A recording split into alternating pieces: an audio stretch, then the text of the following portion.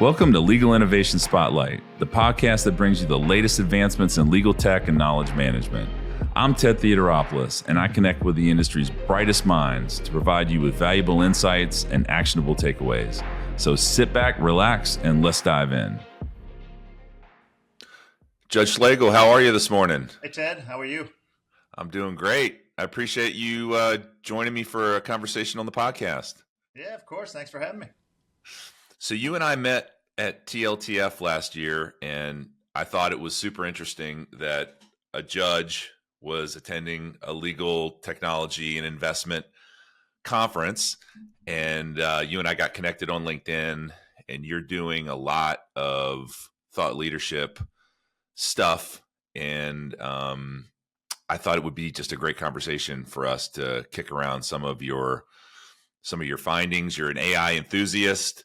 I see you post a lot on the topic of deep fakes, which is this really you, or is this AI, Judge Schlegel? Well, now with the new Zoom feature and the new Hey Gen feature, you have no idea who it is. Oh man. So I've monkeyed around a little bit with that sort of stuff. I went into a professional studio and got a green screen recording, actually a couple of them, where I read this script. And I haven't uploaded it into HeyGen yet and started messing around, but I'm familiar with the technology. But before we jump in, why don't you just do a quick intro, who you are, what you do, and where you do it? No problem. Again, Scott Schlegel. I am a judge on the Louisiana Fifth Circuit Court of Appeal. Before that, I was on the trial court in my same community, Jefferson Parish, Louisiana, for a decade. Prior to that, I was a prosecutor and downtown civil litigator, and also went to law school at night while I was a financial advisor. So pretty broad background. Gotcha. So are you in New Orleans? Is that your... If I look to my right, I can see the Superdome out my window. So Jefferson Parish and Orleans Parish, counties for everybody else. It's kind of the greater New Orleans area. When you fly into the New Orleans airport, you're actually flying into Jefferson Parish. So, we all went to school in Orleans Parish and, running around Orleans and Jefferson Parish our whole lives. Gotcha. Yeah, I was just down there maybe a month ago, right as Helene was coming up the Gulf Coast, and there was some concern. I didn't know if I was going to be able to make the trip, but it turned out to be great. It was clear skies, a little bit of wind, but you guys have had your fair share of issues with hurricanes down there. So I was glad to see that you dodged that bullet. Yeah, sadly, it's every year, and my son was actually born 1 week before Katrina. So we had a newborn when we evacuated for 3.5 months. So we unfortunately have to deal with it. Damn. Yeah. Well, let's talk a little bit about deep fakes. First of all, how did you... I find it a little unusual that someone in your position is really kind of at the leading, I'd even say bleeding edge of this sort of tech. How did you give us a little bit of background on what sparked your interest and motivated you to pursue your understanding in this realm? Well, the story begins many, many years ago. Deep fakes and, all of this is just the new hot topic. Gen AI is just the new shiny object that we're all talking about. But, it goes way back. If you've lived and breathed the justice system as I have, you understand and appreciate we need to build a more modern justice system. It needs to be more efficient, more effective, and more accessible. And so I always thought technology is how we can do that and how we can get there. So the obsession is with the justice system and the administration of justice and improving it for everybody. And I just think that we can use simple technologies to modernize the justice system to make everybody's lives better. And so that's really where it begins. When I took the bench, I'm sure you've heard me tell this story. When I took the bench in 2013, the calendar was controlled by that big red book. Anybody who's lived in the justice system knows that big red book is controlled by the minute clerk. And if you want a hearing, whether it's criminal or civil, you've got to call that minute clerk. And, hopefully you get in touch with that clerk. Half the time you have to leave a message. When a date's picked, by the time it comes for the hearing, nobody checked everybody's calendar and you're filing motions to continue. It's a nightmare. And so I took the big red book and spent $150 on an online calendar and put my calendar online a year in advance and said, look, call opposing counsel, make sure it works for everybody, dump it on your Outlook calendar, and I'll send you text and email reminders and send you a link to Zoom before Zoom was even a word. And that costs $150 to modernize the entire civil justice system. And then I use it for the criminal justice system as well. So, it's just the video deep fakes are now just coming into our view. And it scares the heck out of me as a former trial court judge and a former domestic violence prosecutor before that. I mean, it's just scary from a trial court perspective. How good is the deep fake technology today? The video, you can still tell. I mean, if this was a video deep fake, you'd tell. My hands would be going everywhere at the wrong time. The eyebrow would go up a little bit. The latency still a little, if you're actually having an interaction, the latency is still off. But it's really the audio that scares the heck out of me. As again, former domestic violence prosecutor and trial court judge, part of the job as a trial court judge is to sign protective orders. My wife and I have been together for 30 years. She and I know everything about each other. So she could easily, if she wanted to, get mad at me, go to ChatGPT or Claude, put a little script together with dogs' names, cats' names, special dates, special phone, only details that we intimate partners would know about each other, and clone my voice because has my voicemail everywhere. She could clone my voice, go into any courthouse with that script and play it for a judge. And every judge is going to sign that protective order. And you're going to get the gun seized, the house seized, the children taken from you. Yeah, but look, you've got a hearing in 2 weeks where you can go in there and argue it. But you've lost all of that, and then you're going to go and argue it. And it's most people, when they think about the justice system, think about, well, everybody's got lawyers. We're going to subpoena all this stuff. The vast majority of civil cases have at least one side without a lawyer. I think it's over 90%. And in these domestic type cases, people don't have lawyers. They can't afford lawyers. That means they can't afford to subpoena the records, or they even know that they should subpoena the records to find out if it's a spoofed number or it's a real number. They don't know who are the experts in audio. I mean, Ted, you could probably not name more than one expert that you know today that you could get into a courtroom, and that's one person in the country, maybe, a handful. And how much are they going to charge you? So here's how this works. I'd like to offer, file, and introduce into evidence. Plaintiff 1, Judge, can I play this tape of my husband threatening me? And I'm the husband going, no way, that's not me, it's a clone. And the judge is going to say, that goes to the weight of the evidence, not the admissibility of the evidence. Your objection's overruled, and they're going to play it. That's not me, it's not me. Yeah, right. And, maybe you win a year or two later, but that's what really scares me. And you can see this all over the place. We've seen President Biden last October told everybody, don't go vote.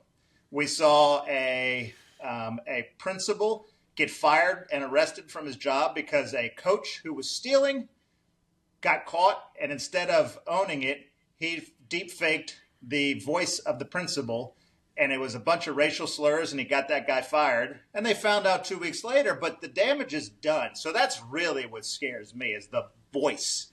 The audio, scary. The video, it's going to get scary. I mean, if you play with it today versus when I was playing with it a year ago, it is remarkably better today than it was just a year ago. Well, that brings me to my next question: is how fast are these deep fake technologies evolving? Too fast. And, we can't. The courts are just going to have to deal with it until we can figure it out. And look, at the end of the day, the courts always figure it out. I mean, we always figure out how to do this. It just takes time, and unfortunately, people will get hurt during that time of us trying to figure out. And they're trying to develop deep fake detectors, but we're being told, and what I've read, even those are hallucinating and calling something a deep fake that's not. So that's really, I wish there's going to be a magic box at some point in a courtroom where you can put that magic box in, and every piece of digital evidence has to be fed through it, and it goes, hey, judge, 70% chance that this is a deep fake. All right, let's have a hearing. Or, under 50%, we'll deal with it in court. So, until that time, I'm not a big fan of changing rules for rules' sake. When the judges started saying you may not use generative AI to draft pleadings, I said, please don't do that. There's enough rules out there that we can hold lawyers accountable if they don't present evidence or present arguments that aren't hallucinating. We can figure that out. We don't need new rules for that. But from the evidentiary standpoint, retired Judge Paul Grimm and Maura Grossman have presented to the federal judiciary that they think that they should have rules changes as it relates to evidence and how to admit certain pieces of evidence, whether you think it's a deep fake or not, and handle it in two different roads if you have a reasonable belief that something's a deep fake piece of evidence. So that seems to be a good approach. So how broadly, how prepared is the judicial system to contend? I mean, you talked about there's a dialogue regarding rules of engagement, but I mean, just in broad brushstrokes, broadly, how prepared is the judicial system to deal with kind of the issues that you just mentioned? Again, long term, I think we'll be able to figure it out. In the short term, you can't act. I mean, the courts have been around. These things have been thought through. You can't just overreact. You can't just go running out and changing all of these rules. I mean, there has to be a slow, methodical process. In this case, though, I think our slowness has to speed up a bit. I think we're a bit too slow right now. But I understand why people are, hesitant to run out and change the rules because, I mean, look, this stuff's changing every day. I mean, the reason I can write a new article every week is because there's something new. And how can you have something new every week? Somehow you can. I mean, I don't get how, now I just I wrote an article this morning, and it's about the fact that the transcription technology that's being used by hospitals and doctors now are hallucinating, not getting an error like, that's not what was said, but actually extrapolating from the information and making things up. Can you imagine what that's going to do in trial courts when there's a med mal case or something where the medical record is the crux of the entire case and it's extrapolating and saying I said something when I did not say that? That's, and they're deleting the audio. So you don't even have the audio to match it because they're deleting it for privacy purposes. They don't want the doctor-patient relationship on audio, but then they're using the AI, to transcribe these medical records. That's a problem. And medical records have a certain gravitas in the courtroom. If it's a certified medical record, it's coming in and it sidesteps a lot of the hearsay protections that we have. So, I don't know how this is going to end, but it's certainly going to take a number of sensational cases to raise the alarms. Yeah, what's interesting is I write a lot about Microsoft Copilot, and my personal take on that technology is it's like an early beta from where I stand. And I read a case study today. There's all sorts of numbers floating around. I saw one Forrester report that talked about a 380% decrease in operation or increase in operational efficiency as a result. And, these numbers that are being thrown around. And I saw a case study today that was in Legal IT Insider about Clifford Chance, the UK law firm, and their ROI on Copilot. And as they were detailing out the different use cases in which they've generated or supported their ROI equation, one of them was summarization of emails. Yep. And it talked about how the time savings, but that it couldn't be relied upon, that you have to verify its output. It's like, wait a second, how am I saving time on that? Right? If I summarize an email, I'm doing it so I don't have to read the whole thread. If I got to read the whole thread, I can summarize it myself. Yeah. So I have real questions about, I know it'll get better, but where the numbers I'm seeing thrown around today in terms of ROI, I think are optimistic.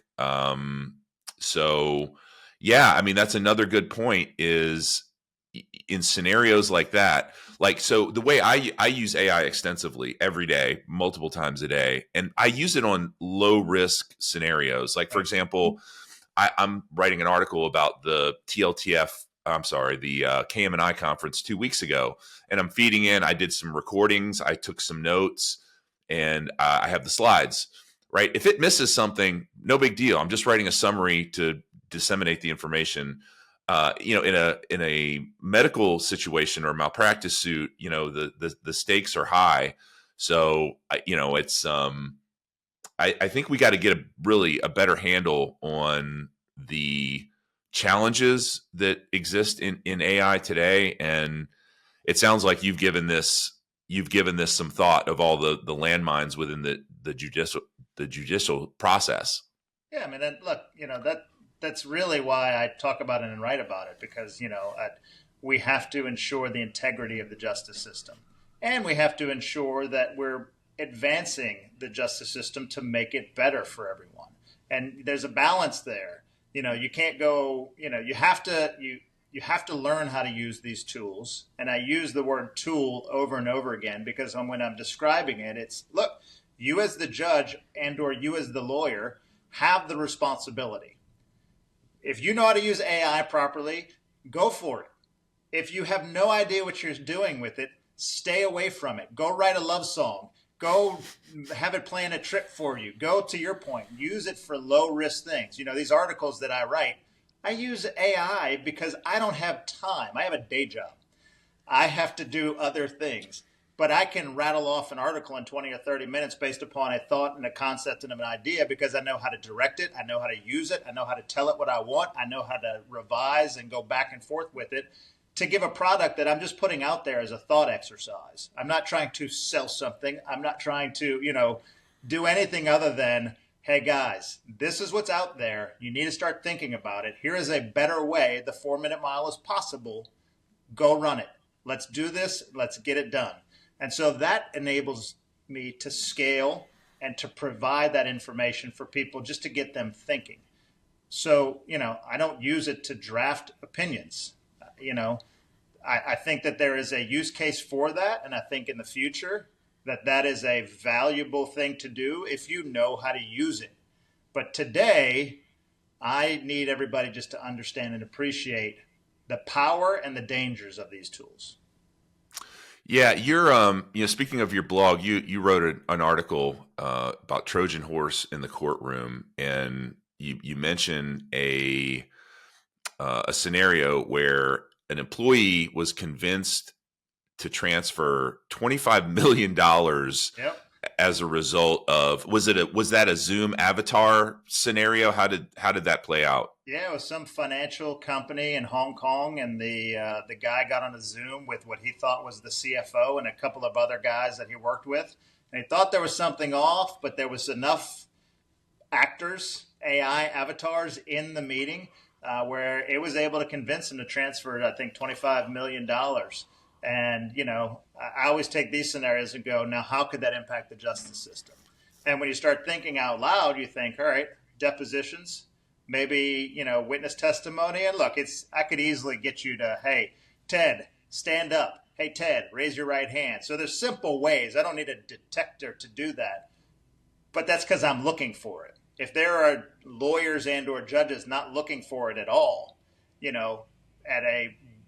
maybe you are duped, and maybe the tech gets good enough where I say raise your right hand, and the AI avatar knows how to do that.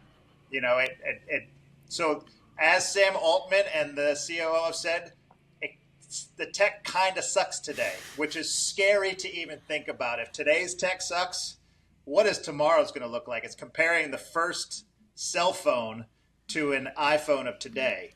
It kind of sucks based upon what it was only, 20 years ago?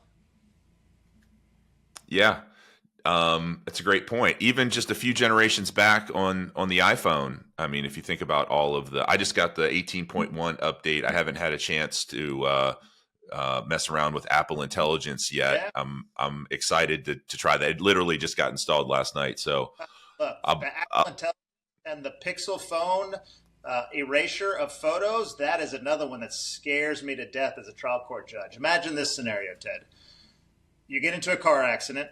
A bad actor gets into a car accident. They get out of the car and they start taking photographs of everything. 6 months, 7 months later, they go to a lawyer and they have altered all of these photographs, and they bring it to the lawyer and say, I was not at fault. And they have deleted or added objects that did or did not exist. And the lawyer is going to take that information and go file suit. And there's no way to tell. And everybody's like, yeah, well, what about the metadata? And what about all of the C2PA markations that are being made? And I try and help everybody understand. That is not how the trial court works. 7 months later, what that person did is they went to the local Walgreens or CVS and they printed those photographs. They don't have that phone anymore. And the photographs were handed to the lawyer. The lawyer walks into court. Have you ever seen these photographs? And if so, how? Yeah, I took those photographs on the day of the accident. I'd like to offer, file, and introduce. Have they been revised or met? No. No one's touched them. All right, offer, file, and introduce evidence. Plaintiffs 1 through 7. Admitted. Judge, that's a deep fake. That goes to the weight of the evidence, not the admissibility of the evidence. Thank you. That is scary from a trial court perspective. How many judges are and courts are prepared to deal with this? Like you mentioned, a few simple process changes you could do in a live scenario, but like with photographs and anything analog that's brought to the table that could have that digital footprint is decoupled from the evidence. Now you've got a scenario like how many courts are prepared to deal with this? I don't think I would be prepared to deal with that. I mean, like, how are you going to tell whether or not that was, unless we change the rules of evidence, how are you going to deal with that? And, I have some proposals that people are considering right now and to deal with this issue. And what I say is the lawyers, currently the rule for lawyers is you may not knowingly offer false evidence. And what I suggest is that be changed to knew or should have known. So that when you're dealing with your clients, where'd you get these photographs? Do you have the digital file? Where's that phone? So you ask these questions. Look, I'm not asking you to certify everything or go, hire an expert for every piece of evidence to their clients. Give them. But do your due diligence on the front end so that when you get to court, you are offering evidence that you have a reasonable belief is real evidence.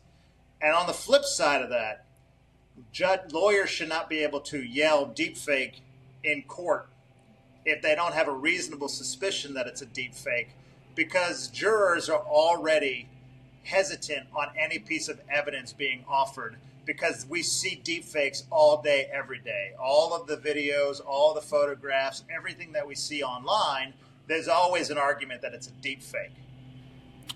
Interesting. I had Steve Embry on the podcast a couple of weeks ago. He's a former trial attorney of like 30, at Frost Brown Todd, and we were talking through some of the legal use cases of AI. And one use case that he brought up that seemed particularly compelling for me was in trial preparation. Let's say you're a trial attorney representing a slip and fall plaintiff, and you want to get better prepared for trial. Yep. So you go to Claude or ChatGPT and ask for, give me the top 100 questions I'm likely to be asked, and put in the details of the case in the prompt. Yeah. Which sounds like a perfect use of AI. Are you finding that lawyers are using it in scenarios like that? And are they coming to the table better prepared to argue? Yeah, so, I talk about this whenever I give speeches, and I'm on the Court of Appeal now, so I couldn't tell you what's happening at the trial court level today, but I hear lawyers saying that they're using these products to get better prepared. And one of the scenarios I always give is, I don't know if you played tennis as a kid or you play tennis now, but when I played tennis as a kid, sometimes there wasn't anybody there to play with, so I'd go hit off of that green wall, that big green wall. And I always tell lawyers, why are you not using these products to hit off that big green wall? So it's 1 a.m., you're getting ready for trial, you wake up and go, I have a thought. If you know how to use these tools, tell it, hey, you are going to be 12 jurors with all different backgrounds, all different viewpoints, all different parts of professions. I'm going to give you scenarios, I'm going to give you arguments, and I want you to tell me what you think of it. And it will give you 12 different answers, and you can actually listen and go, never thought of that. That's interesting. The other thing that just came out, and I know that you've probably heard of it, but when ChatGPT 4.0 released, at the very same time, Google's Notebook LM released, which I don't get shocked anymore. That one shocked me. And that is the product that creates the podcasts of two people. They're not people, but again, to my voice cloning fear, they are people for all respective purposes. If you were to take a closing argument or an opening argument and feed it into Notebook LM and hear them talk about your closing argument, it's amazing the emotion that you feel from it to be like, that's a good argument. That's a terrible argument. I'm taking that one out, because you're hearing people talk about your closing argument. And you can delete it and do it again, and it's amazing what the AI will pick up or focus on, because it'll focus on a different part of your argument. And now they've even upgraded it where you can give it a few instructions on try and tell it what to focus on. So it's an amazing tool. If I was a lawyer, I'd have so much fun today. Yeah, it sure seems like that those are really great use cases. Yeah, Notebook LM is a Google Labs product, but I just read last week that it is, and all the Labs products are experimental. They could go away. That they are productionizing that. I don't know when or how that's going to play out. Gemini has been, I guess a little bit of a laggard. It's really been OpenAI and Anthropic who've been taking the lead. But I'll tell you, if you look at the benchmarks, the gap is really closing quickly between all of these LLMs and their capabilities. So I'm excited to see what Google comes up with next. Well, and now they're putting the small language models on hardware that, is even going to be able to close, air gap it and have fun with all these, what did Meta come out just now with their open source llama for NVIDIA chips? I mean, come on. Somebody who really knows what they're doing is going to have a lot of fun. Yeah, well, the Apple Intelligence also runs at least partially locally. So yep. It's going to be interesting to see how some of these small language models also play out. Yeah, yeah. You wrote about another case that I thought was pretty interesting. It was about the matter of Weber. Yep. And involving a trust accounting dispute. Give us a little summary on that. I thought that was super fascinating. Yeah, so did I. I mean, they had a trustee that was had a piece of property in the Bahamas, and they had this. They hired an expert to kind of give a valuation of this piece of property, and he used Microsoft Copilot in order to come up with some of the calculations, and went ahead and presented that in court. And it looks like the judge wasn't having it. The judge decided to, kick out the expert. I don't think he trusted that expert anyway. If you read the opinion, I don't think he thought that the expert had the qualifications anyway. But he went ahead and in his opinion, wrote about how the expert didn't really know the inputs or outputs for Copilot and just kind of accepted the calculations that were made by Copilot. But here was the kicker. The judge used Copilot in chambers to kind of go through the exercise and actually opined on it, talking about how it was different than what he got. And when you think about this, it really felt like the Snell case with Judge Newsom out of the U.S. 11th Circuit, using ChatGPT to figure out what the ordinary meaning of landscaping is. And Judge Newsom has done a follow-up to it and done what is physically restrained, the ordinary meaning of physical restraint in a criminal case when it dealt with sentencing. And, I've said, I'm sure you've read what I've said, and I think that is a foot too far for judges to be doing. We are bound by the record. We are bound by arguments of the court. The rules do not allow us to go look at, a website to figure out what something's all about. It doesn't allow us to go to, Google Maps to look at the accident scene. we are bound by certain rules, and I think you're going outside of the record when you're using an LLM. And so I think it's today inappropriate to be using LLMs for independent research. It's like bringing in outside experts or bringing in outside law firms and saying, "Hey, let's have a conversation." Yeah, I don't like that. I mean, these things scrape trillions of data points. What are we doing as the court? So I think that's a foot too far, especially today. Down the road, if we want to change the rules and say, "Hey, look, trial court judges can start searching the web." I mean, because that's really what the LLM's doing. It's search the web for you and actually putting it in a very intelligent format. So, AI is good at some things and not others, LLMs specifically. Like I won't even post on LinkedIn without doing some validation. It blows my mind that a lawyer would walk into court and present evidence that it is AI generated without any sort of validation. Like, is this, what's the driver here? Are these guys, are folks so busy that they're doing anything they can to manage their workload and just taking shortcuts and risking their professional reputation? I mean, it seems crazy to me that this is taking place.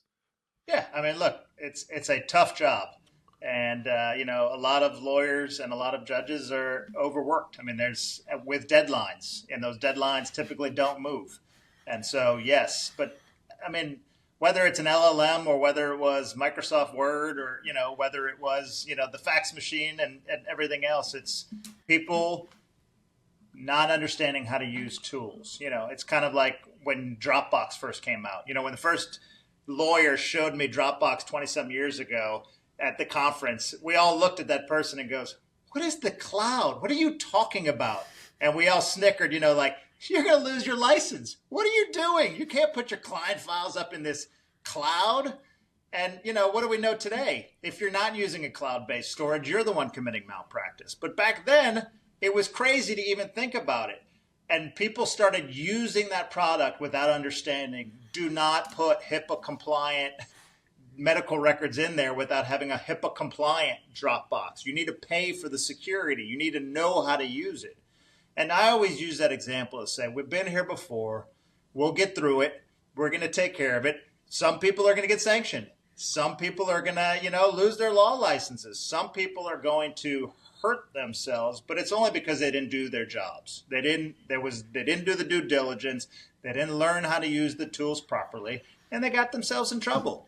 I mean, the LLM is no different than Dropbox of 20 years ago. It's a new technology that you should not touch professionally until you know what you're doing. It's your point about the cloud is an interesting one. So I've been selling into legal for 17 years now, roughly. And I got on the cloud bandwagon. I came from financial services. So I spent 10 years at Bank of America, primarily in anti-money laundering roles. And we made heavy use of technology. And so, I was overly optimistic on the timeline that law firms would adopt cloud technologies. Do you know that there are still big AM law firms that are on-prem? And I've just, in fact, at the last TLTF conference, I know of about 5, just a handful of AM law firms that have said that they're on-prem and they're staying on-prem. Yep. I saw one of them at the TLTF conference and his stance softened a little bit. But I agree with you. It's like, your ability, a law firm's ability to stand up a control environment relative to Microsoft's, it's night and day. But a lot of speaking of financial services, a lot of financial services clients OCGs have held law firms back by saying, "Don't put our data in the cloud," when their data's in the cloud already, right? Like it's a bit of a head scratcher. But I was curious, like, speaking of timelines and laggards in the legal industry, like what tools do courts provide? Basically, your employer. Like, are you doing all this stuff on your own, or are you getting budget for this stuff? Like, there is no budget. I tell everybody, the judges are not technologists and technologists are not judges. And so typically when you come to work, your IT folks give you the computer and say, you got Outlook and Word on there, and we put Zoom on there for you. Have a nice day. Let us know if you need anything. They've got the printers running. They've got the servers running. They've got the Wi-Fi running. And they are doing a yeoman's task to keep the courtroom running. They literally are heroes. We don't have enough of them.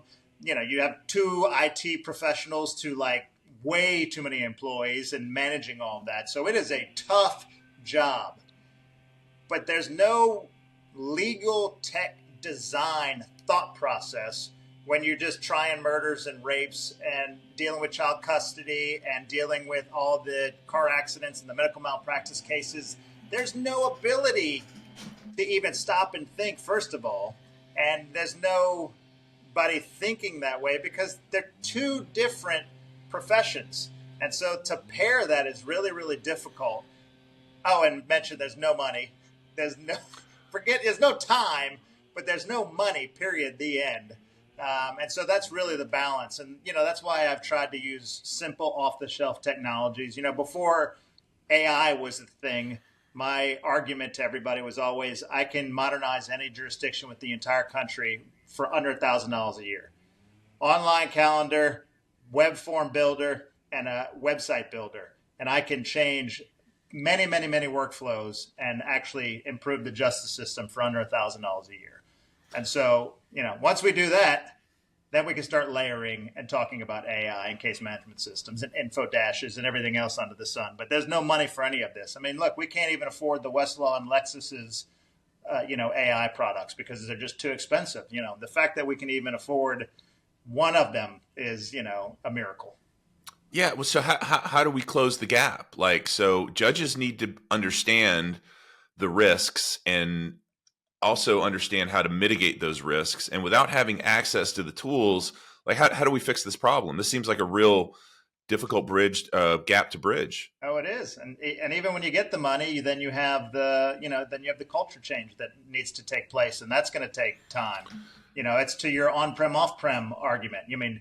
Take that and amplify it, 10x, 100x. I mean, you're dealing with, judges, but judges don't make up the justice system. You've got judges, you've got prosecutors, you've got public defenders, you've got sheriffs, you've got clerks of court. You've got all of these different entities that have all their own budgets, all their own requirements.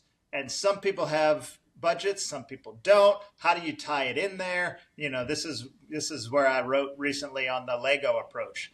It's if you're going to build it, you have to think about the design of it. And then some people need a castle, some people need a moat, some people need the carriage, but a lot of people don't even know what they need. So if you don't do it top down and say, all right, here's the plan, and Ted, you might be able to afford the moat, but build the moat. Don't go buy a horse. I know your horse is old, but if you buy a horse, you never get into the kingdom because the horse needs to be with the carriage because it's too far away. It's too dangerous. You're never going to make the journey. But most people just want to buy the horse, meaning they just want to get their computer new as opposed to the 5-year-old computer. And it's like, no. Buy the horse from a villager halfway through the journey that you've begun because otherwise you're just going to sit there and get another old horse and you're never, ever going to get to the kingdom. And so, that's really my take on it is, you really need to think long-term legal design and actually tell people, here are the 5 kits that we need. All right, you got one of the kits, so here's money for the other kit. And then once you have all 5, we're down the road. So, yeah, I mean, you're painting a scary picture here. I mean, you've got risks that are significant, life-changing scenarios that are playing out. You've got courts who are unprepared to really even understand the risks, let alone contend with them. You've got culture challenges and budget gaps that are going to get in the way of bridging those. I mean, how do you see this playing out? Is something bad going to have to happen before this situation gets the resources that it needs? I mean, this is what we do all day, every day. And, that's why I talk about it all day, every day, to kind of bring awareness to it. I mean, there's limited funds, period. I mean, there's so many other things that, you deal with in just the courts. You've got local funding, you've got state funding, some have no funding. Some get more funding from their local, municipality than the state. It's just, it just takes time, and you have to keep talking about it. And look, I don't want to say it's all doom and gloom. We do a lot of work all day, every day that actually, has a lot of public good to it, And so just because I don't have AI does not mean that we can't do our jobs. It does not mean that we, can't exact justice. So, I don't want to paint such a dire picture for people like, oh God, but we can do better. It's like anything. We can do better, and we should do better. And we need to think about all of these things as we move forward, because all the dire things that I've just told about, it's not like it's happening every day in every courtroom across the nation, because the public's still figuring all this stuff out. That you don't have all of a sudden, a million bad actors that are running into court with all this fake evidence. I mean, that's not the case. So, I try and paint the picture of what's possible so that we're thinking about how to address it. But that doesn't mean, again, that everything's falling apart and it's, doom and gloom everywhere. Well, good stuff. Are you going to be at TLTF this year? I'm going. It's my awesome. Where I get to learn all this stuff. I'm not a techie. I just steal all of your good ideas and then implement them in the justice system. That's awesome. Well, how do people find out about more about the work that you're doing in your thought leadership? Yeah, they can go to judgeschlegel.com. All the articles are on there. I'm on LinkedIn and Twitter, and I have a Substack, judgeschlegel.substack.com, and join the Substack newsletter. Okay, and we'll put links to all those resources in the show notes for sure. Well, I appreciate you spending a few minutes with me today. This has been good stuff, and I look forward to seeing you in, God, it's only about 5 weeks now in Miami for TLTF. It'll be fun. Thanks, Ted. Appreciate it. All right, take care. See you. Thanks for listening to Legal Innovation Spotlight. If you found value in this chat, hit the subscribe button to be notified when we release new episodes. We'd also really appreciate it if you could take a moment to rate us and leave us a review wherever you're listening right now. Your feedback helps us provide you with top-notch content. Want to dive deeper into the world of legal innovation? Connect with us online at getinfo-.com, where you'll find additional resources and articles. You can also follow us on social media at getinfo- to stay updated on the latest news and insights in the field of legal tech and knowledge management. Once again, thank you for joining us today on Legal Innovation Spotlight, a fireside chat series hosted by Info-.